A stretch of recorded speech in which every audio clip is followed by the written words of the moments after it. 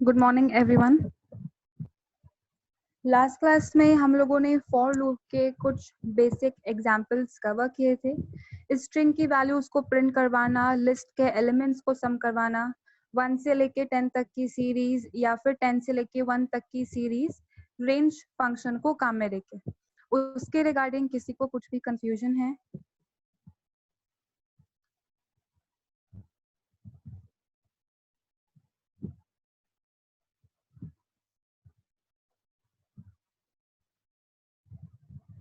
Alright guys, last जो हमारा example था उसमें हम लोगों ने डिसेंडिंग ऑर्डर के अंदर सीरीज को प्रिंट करवाया था।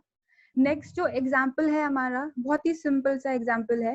एक रेंज के बीच में इवन सीरीज को हमें डिस्प्ले करना है, लेकिन यहाँ पे जो रेंज है हमारे पास में वो डिसाइड नहीं की हुई है पहले से। जैसे कि हमने पहले एक एग्जाम्पल किया था, 1 से लेके 10 तक के बीच में ऑड नंबर्स डिस्प्ले करवाने थे, तो वहां पे हमें स्टार्टिंग वैल्यू भी पता थी और एंडिंग वैल्यू भी पता थी। लेकिन यहाँ पे हम मिनिमम और मैक्सिमम या फिर स्टार्टिंग और एंडिंग वैल्यू का यूजर से इनपुट लेंगे और फिर उसके अकॉर्डिंग हम इवन नंबर्स की प्रिंटिंग करवाएंगे। तो इस प्रोग्राम के अंदर मैंने सबसे पहले दो वेरिएबल्स क्रिएट करे हैं, val1 एंड val2 नाम से, और इनपुट फंक्शन की हेल्प से मैंने यूजर से इनपुट लिया है और उसे इंट में कन्वर्ट करने के बाद ही दोनों वेरिएबल के अंदर असाइन करवाया है। अब यहाँ पे जो val1 वेरिएबल है हमारा वो मिनिमम वैल्यू यानी कि स्टार्टिंग वैल्यू को होल्ड करेगा, और जो val2 है वो मैक्सिमम यानी कि एंडिंग वैल्यू को होल्ड करेगा।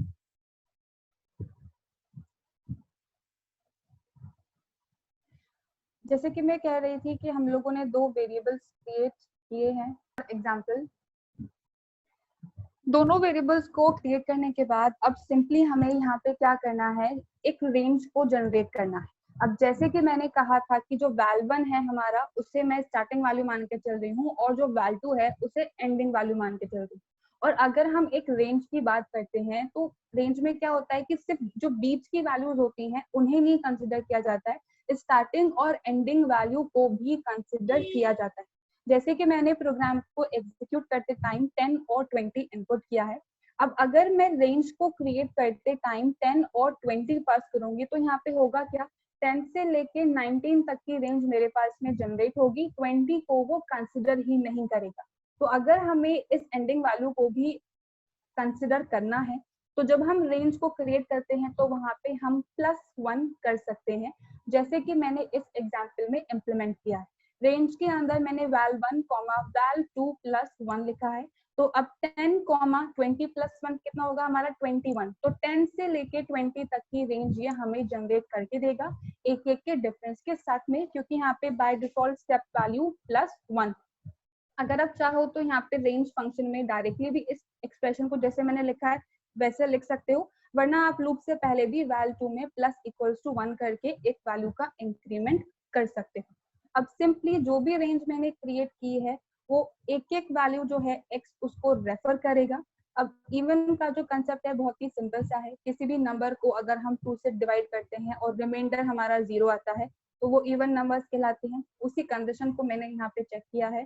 If x mod 2 equals to 0, तो सिंपली मैंने उस x की वैल्यू को प्रिंट करवाया है और मुझे अलग अलग लाइन में आउटपुट डिस्प्ले नहीं करवाना था, तो मैंने /n को ओवरराइट कर दिया है with the help of and attribute. अब यहाँ पे जितने भी आउटपुट डिस्प्ले होंगे वो स्पेस से सेपरेट होके हमारे पास में डिस्प्ले होंगे। प्रोग्राम के एग्जीक्यूशन के टाइम पे मैंने 10 और 20 इनपुट दिया है, तो 10 से लेके 20 तक की रेंज हमारे पास में जनरेट होगी। सबसे पहली जो वैल्यू है दैट इज 10, और 10 इवन नंबर होता है तो वो हमारे पास में प्रिंट होगा।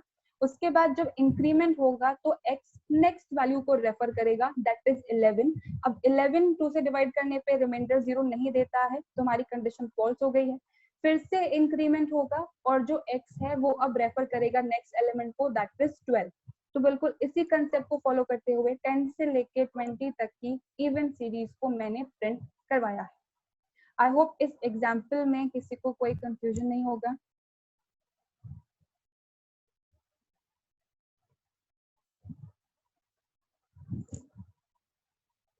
Alright, moving on with the next example. अब नेक्स्ट एग्जाम्पल के अंदर मैंने यूजर से 5 नंबर्स का इनपुट लिया है और उनका सम डिस्प्ले करवाया है। अब ये जो 5 नंबर्स हैं 5 अलग वेरिएबल के अंदर नहीं है, एक ही वेरिएबल के अंदर मैंने 5 बार ही इनपुट लिया है with the help of a loop. सबसे पहले मुझे एडिशन ऑपरेशन परफॉर्म करवाना है, तो मैंने सम वेरिएबल क्रिएट किया है और उसे 0 से इनिशियलाइज भी करवा दिया है। अब यहाँ पे मुझे 5 बार ही लूप चलाना है, तो अगर मैं रेंज में 5 एज अ वैल्यू पास करूंगी तो ये क्या करेगा, इस 5 को एंडिंग वैल्यू कंसीडर करेगा। एंडिंग वैल्यू -1 तक का ही हमारी रेंज क्रिएट होगी, यानी कि 4 तक की रेंज क्रिएट होगी। और जब हम स्टार्टिंग वैल्यू पास नहीं करते हैं तो ये ऑटोमेटिकली 0 को स्टार्टिंग वैल्यू मान के चलता है। तो 0 से लेके 4 तक 5 एलिमेंट्स की रेंज हमारे पास में क्रिएट होगी। तो बेसिकली ये जो लूप है हमारा वो 5 टाइम्स एग्जीक्यूट होगा। सबसे पहले जो ये आई वेरिएबल है ये 0 को रेफर करेगा, यानी कि पहली बार हमारा लूप एग्जिस्टेंस में आएगा। अब यहाँ पे सिंपली मैंने यूजर से इनपुट लिया है एक मैसेज के साथ में एंटर इंटीजर, और इंट में कन्वर्ट करने के बाद उसे नम नाम के वेरिएबल के अंदर असाइन करवाया। अब यूजर ने जितने भी इनपुट दिए हैं मुझे उनका सम करना है, तो सम वेरिएबल में मैंने इस नम की वैल्यू को ऐड करवाया है, that is sum plus equals to num.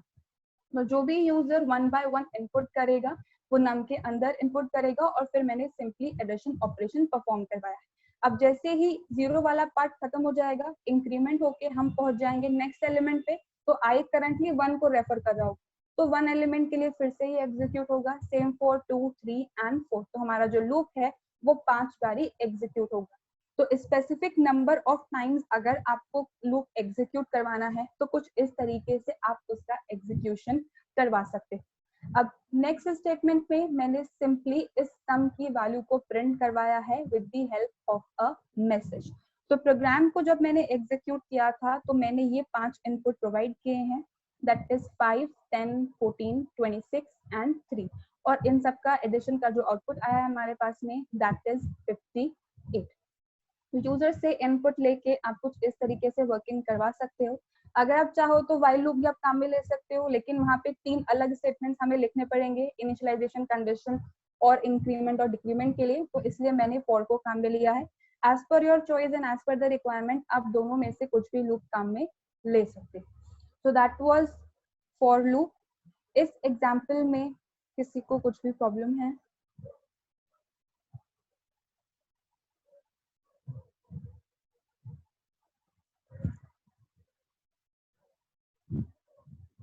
Next जो टॉपिक है हमारे पास में दैट इज नेस्टेड लूप।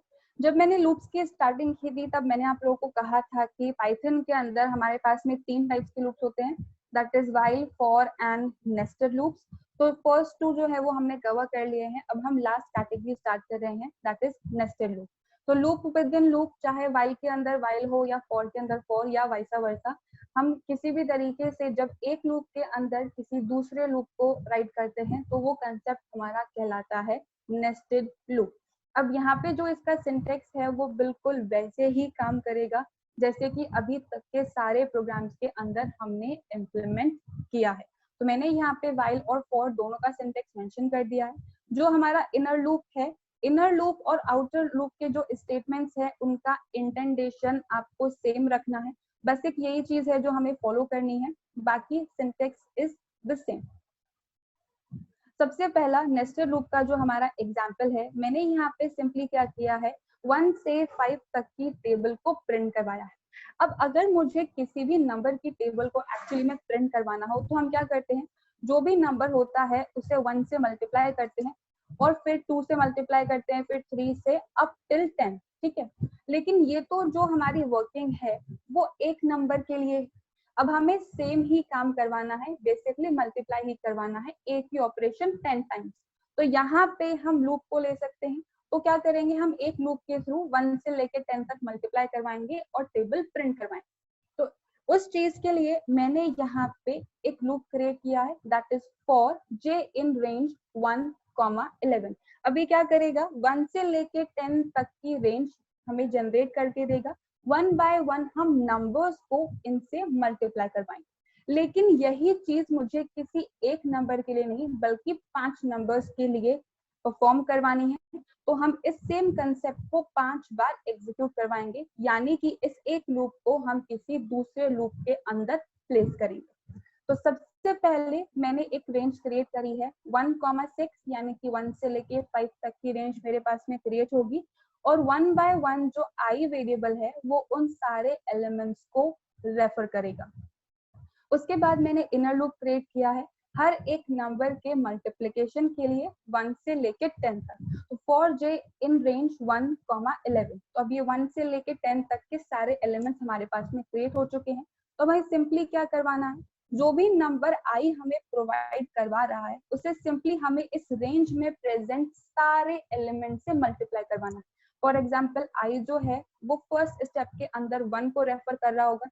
अब मुझे 1 की टेबल अगर प्रिंट करवानी है तो सिंपली इसके अंदर जितने भी एलिमेंट्स प्रेजेंट है मैं उनसे मल्टीप्लाई करवा सकती हूँ। तो वही मेरा नेक्स्ट स्टेटमेंट है, that is print I multiply by J. तो 1 मल्टीप्लाई बाय 1 प्रिंट होगा और फिर एक टैब स्पेस प्रिंट होगी। जे जो है वो अब नेक्स्ट एलिमेंट को रेफर करेगा, दैट इज 2 को रेफर करेगा। तो आई के अंदर तो 1 ही है, तो 1 मल्टीप्लाई बाय 2, फिर एक टैब स्पेस, फिर 1 मल्टीप्लाई बाय 3 अप टिल 10। जब हमारा ये इनर लूप का एग्जीक्यूशन कंप्लीट हो जाएगा तो उसके बाद मुझे जो एग्जीक्यूशन कर्सर है उसे नेक्स्ट लाइन पे शिफ्ट करना था। अब जो प्रिंट फंक्शन होता है हमारा उसके अंदर /n इनबिल्ट है, तो अलग से /n को हमें डिस्प्ले करवाने की नीड नहीं है, हम सिंपली प्रिंट फंक्शन को काम में ले सकते हैं। तो 1 से लेके 10 तक की सारी वैल्यूज को डिस्प्ले करने के बाद ये आ जाएगा नेक्स्ट लाइन। और अब जो आई है इंक्रीमेंट होके वो नेक्स्ट एलिमेंट को रेफर करेगा यानी कि 2 को रेफर करेगा।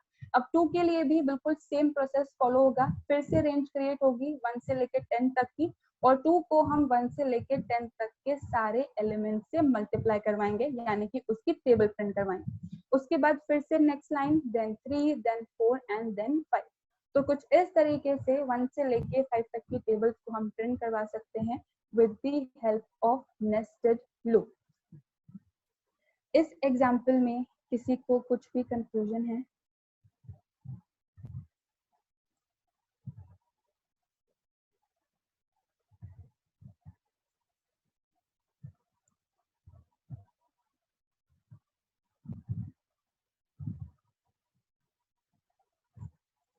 नेस्टेड लूप्स की कैटेगरी में नेक्स्ट जो हमारे पास में एग्जाम्पल है बहुत ही सिंपल सा है। स्टार पैटर्न को हमें प्रिंट करवाना है, राइट एंगल ट्राइंगल को हमें प्रिंट करवाना है।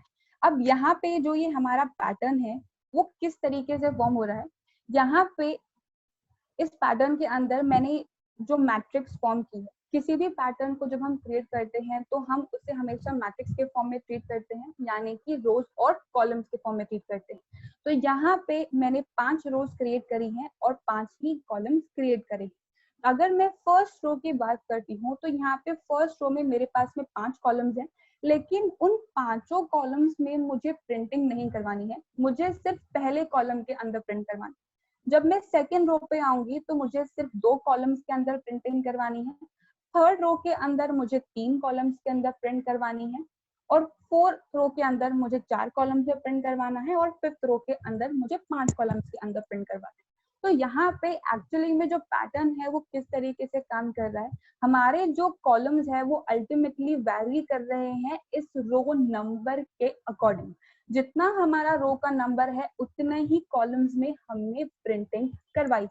अब यहाँ पे जो मेरी रोज है उनका टोटल काउंट 5 है, तो 1 से लेके 5 तक की रेंज हम क्रिएट करेंगे इस रोज के लिए।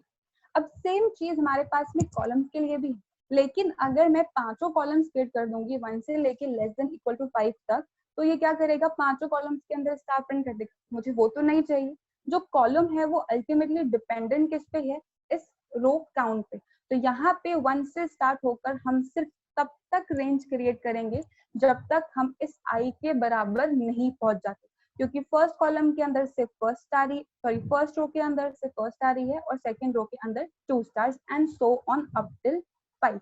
तो इस प्रोग्राम को हम बिल्कुल उसी सिंटेक्स को फॉलो करके क्रिएट कर रहे हैं जो आप लोगों ने अभी तक फॉलो किया है नेस्टेड लूप्स की हेल्प से। तो यहाँ पे जो मैंने रोज क्रिएट करी थी 5, उसे मैंने आउटर लूप के तौर पे कंसिडर किया है और कॉलम्स को मैंने इनर लूप के तौर पे कंसिडर किया है। हर रो की स्पेसिफिक प्रिंटिंग करवाएंगे, फिर नेक्स्ट लाइन पे आके हम दूसरी रो की प्रिंटिंग करवाएंगे। तो अब यहाँ पे मेरे पास में 5 रोज हैं, तो मैंने एक रेंज क्रिएट करी है 1,6। तो 1/1 जो आई है वो 1 से लेके 5 तक की वैल्यूज को रेफर करेगा। अब ये तो हुआ स्पेसिफिक रो के लिए। फर्स्ट रो के अंदर मुझे एक स्पेसिफिक काम करवाना है, तो उसके लिए मैंने एक और लूप क्रिएट किया है, that is for j in range. अब यहाँ पे 1 से लेके कब तक काम करवाना था, 1 से लेके i तक का काम करवाना है।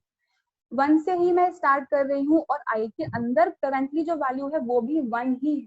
और अगर एंडिंग वैल्यू -1 हमारी रेंज क्रिएट होगी तो 1,0 कंसिडर करेगा, और 1,0 कोई रेंज हमारे पास में क्रिएट होगी ही नहीं। इसलिए मैंने यहाँ पे लिखा है 1,i+1। i के अंदर करंटली वैल्यू 1 है, तो 1 + 1 कर देंगे तो ये 2 हो जाएगा। तो जो रेंज है वो 1,2 वैल्यू को यूज करके क्रिएट होगी, यानी कि करंटली इस रेंज के अंदर एक एलिमेंट प्रेजेंट होगा, दैट इज 1। तो जो j है वो करंटली 1 को रेफर कर रहा है। अब सिंपली मुझे क्या करना है, एक स्टार को प्रिंट करवाना है, तो मैंने प्रिंट स्टेटमेंट के अंदर उस स्टार को प्रिंट करवा दिया। अब यहाँ पे एक और चीज आपको ध्यान रखनी है, वो ये है कि यहाँ पे /n फीचर को ओवरराइड करना बहुत ज्यादा इम्पोर्टेंट है।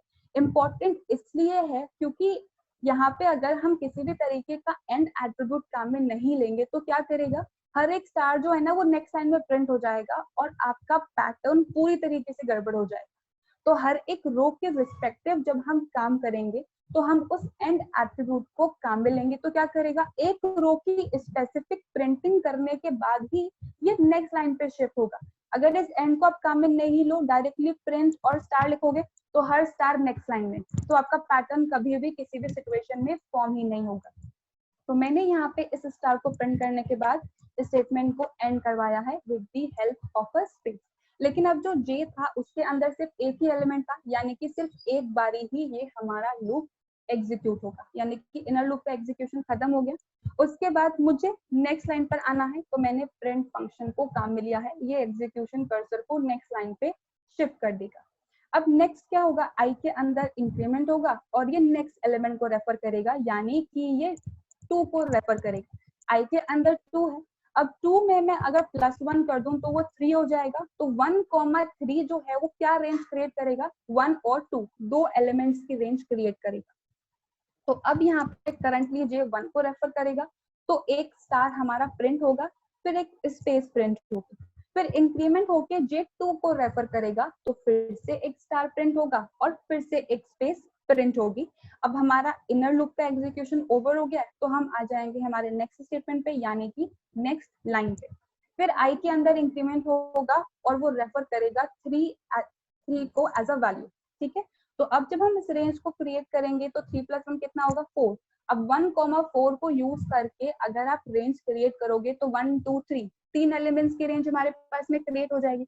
तो करंटली j 1 को रेफर करेगा, एक स्टार और स्पेस प्रिंट होगी, फिर इंक्रीमेंट होके j 2 को रेफर करेगा, फिर एक स्टार और फिर एक स्पेस प्रिंट होगी, और फिर j इंक्रीमेंट होके 3 को रेफर करेगा, तो फिर एक स्टार और फिर एक स्पेस प्रिंट होगी। इनर लूप का एग्जीक्यूशन खत्म हो गया, हम फिर से आ जाएंगे नेक्स्ट स्टेटमेंट पे, दैट इज प्रिंट फंक्शन पे। अब फिर से i का इंक्रीमेंट होगा तो 4 को रेफर करेगा, तो 1 से लेके 4 तक की रेंज यहाँ पे क्रिएट होगी। 4 बार हमारा ये j वाला लूप चलेगा और 4 स्टार प्रिंट होंगे। फिर से नेक्स्ट लाइन, फिर i जो है ये रेफर करके 5 को रेफर कर इंक्रीमेंट होके 5 को रेफर करेगा। तो अब जो हमारी रेंज क्रिएट होगी वो 1 से लेके 5 तक की रेंज क्रिएट होगी। तो 5 बार हमारा लूप चलेगा, यानी कि 5 स्टार और स्पेस प्रिंट होंगे। उसके बाद हम आ जाएंगे नेक्स्ट लाइन पे। अब i की जो रेंज है वो ओवर हो चुकी है, तो हमारे लूप जो है उसका एग्जीक्यूशन कंप्लीट हो चुका है। तो कुछ इस तरीके का पैटर्न जो है वो आपको मिलेगा आउटपुट के तौर पे। अब यहाँ पे मैंने पैटर्न को प्रॉपर्ली प्रिंट करवाने के लिए एंड एट्रीब्यूट के अंदर स्पेसेस प्रोवाइड करवाई हैं। अगर आप चाहो तो directly end is equals to opening quote and closing quote ऐसे भी लिख सकते हो, जरूरी नहीं है कि कोई कैरेक्टर आपको स्पेसिफाई करना ही करना। तो कुछ इस तरीके से यहाँ पे हम right angle triangle pattern print करवाते हैं। ये वो सिंटेक्स है और वो लॉजिक है जो आपने अभी तक अप्लाई किया। पाइथन में इसे कैसे करते हैं उसका नेक्स्ट एग्जाम्पल आ रहा। नेक्स्ट जो एग्जाम्पल है हमारा वो बिल्कुल इसी स्टार पैटर्न को प्रिंट करने का है, राइट एंगल ट्रायंगल को प्रिंट करने का, लेकिन उस तरीके से जहाँ पे हम पाइथन में एक शॉर्टर तरीका अपना सकते हैं। ये जो कंसेप्ट है ये आई थिंक हम लोगों ने C++ या जावा या अदर लैंग्वेजेस के अंदर अप्लाई किया है, लेकिन पाइथन के अंदर हमारे पास में एक शॉर्टर वर्जन अवेलेबल है। उससे पहले मैं एक और चीज आपको बता देती हूँ।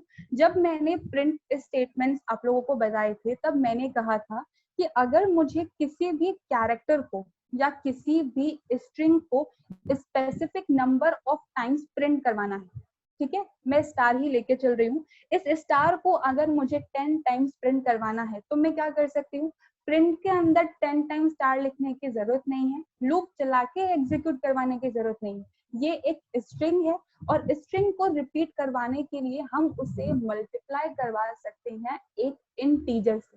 तो अब क्या होगा, 10 टाइम्स हमारे पास में स्टार प्रिंट हो जाएगा। सिमिलरली अगर मैं किसी स्ट्रिंग की बात करती हूँ, इस स्ट्रिंग को मैंने मल्टीप्लाई किया है 4 टाइम्स, तो यहाँ पे क्या होगा, जो ये हेलो स्ट्रिंग है ये हमारे पास में 4 टाइम्स डिस्प्ले हो जाएगी। तो इसी कंसेप्ट को हम फॉलो करेंगे लूप्स की। तो वही मेरा नेक्स्ट एग्जाम्पल है। अब यहाँ पे हमारी जो एक्चुअली में वर्किंग थी वो वर्किंग है क्या, कि हर रो के अकॉर्डिंग हम स्टार्स को प्रिंट करवा रहे हैं, राइट। तो वही चीज मैंने यहाँ पे इम्प्लीमेंट करी है। देखिए रो के लिए तो हमें लूप चलाना ही चलाना होगा, क्योंकि हर रो में स्पेसिफिक हम लोग प्रिंटिंग इम्प्लीमेंट करवा रहे हैं। तो यहाँ पे मैंने 4 रोज को कंसिडर किया है। अब 4 बारी मुझे लूप चलाना है, तो या तो आप 4 एज एंडिंग वैल्यू पास तक की रेंज आपकी क्रिएट होगी। मैंने यहाँ पे जो रेंज फंक्शन काम में लिया है उसमें 1,5 पास किया, तो 1 से लेके 4 तक की रेंज ये हमें क्रिएट करके देगा। 1 बाय 1 जो आई है वो इन वैल्यूज को रेफर करेगा, यानी कि 1, 2, 3 एंड 4। अब यहाँ पे हमें करना क्या है, पहली रो के अंदर 1 स्टार आना चाहिए, दूसरी रो के अंदर 2 स्टार आना चाहिए, यानी कि स्टार मल्टीप्लाई बाय 4। अब ये जो 1 से लेके 4 तक की वैल्यूज है ये किसके अंदर प्रेजेंट है, ये प्रेजेंट है इस आई वेरिएबल के अंदर। तो अब यहाँ पे सिंपली जो भी हमारा स्टार है हम उसे आई से मल्टीप्लाई करवा सकते हैं, तो उतना स्पेसिफिक नंबर ऑफ टाइम्स हमारे स्टार प्रिंट हो जाएंगे। सबसे पहले आई 1 को रेफर कर रहा है, यानी कि उसके अंदर 1 है, तो स्टार मल्टीप्लाई बाय आई यानी कि स्टार मल्टीप्लाई बाय 1, तो सिर्फ एक बारी हमारा स्टार जो है वो प्रिंट होगा। अब यहाँ पे स्लैश एन जो है वो इनबिल्ट है, तो मुझे कुछ भी लिखने की जरूरत नहीं है, और ओवरराइट नहीं करवाना, तो एंड एट्रीब्यूट को भी काम में लेने की जरूरत नहीं। सिंपली हम आ जाएंगे नेक्स्ट स्टेटमेंट पे, क्या होगा, जो आई है उसका इंक्रीमेंट होगा और हम पहुंच जाएंगे नेक्स्ट वैल्यू पे यानी कि 2 पे। तो अब स्टार को अगर मैं 2 से मल्टीप्लाई करूंगी तो 2 बार स्टार प्रिंट होगा, तो यहाँ पे ये 2 बार स्टार हमारे पास में प्रिंट हो गया। फिर से इंक्रीमेंट होगा, आई रेफर करेगा 3 को, तो स्टार मल्टीप्लाई बाय 3 क्या करेगा, 3 स्टार को प्रिंट कर देगा। फिर से इंक्रीमेंट होगा आई के अंदर, अब 4 है उसके अंदर, तो स्टार मल्टीप्लाई बाय 4 करेंगे तो 4 स्टार हमारे पास में प्रिंट हो जाएंगे। तो हम सिंगल फॉर लूप के थ्रू भी इस राइट एंगल ट्रायंगल को प्रिंट करवा सकते हैं, और ये पाइथन का तरीका है पैटर्न्स को प्रिंट करने का। अगर आपको इससे प्रॉब्लम आती है तो आप लॉजिक वाला भी फॉलो कर सकते हो, जैसे कि आपने अभी तक काम में लिया है, लेकिन पाइथन में जब हम शॉर्टर वे में काम कर सकते हैं, कम स्टेटमेंट्स में काम कर सकते हैं, तो फिर हम लोग लेंथी प्रोसेस को क्यों फॉलो करें। तो कुछ इस तरीके से राइट एंगल ट्रायंगल आप प्रिंट करवा सकते हैं। इस एग्जाम्पल में किसी को कुछ कंफ्यूजन,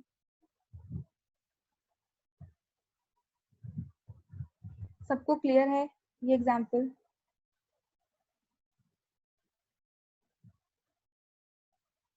ऑलराइट गाइस, कुछ और पैटर्न्स के एग्जाम्पल्स है जो मैंने यहाँ पे ऐड किए हैं, तो वो हम नेक्स्ट क्लास तक का हमने जो भी कवर किया है, किसी को कुछ भी प्रॉब्लम आता है then let me know in the next class.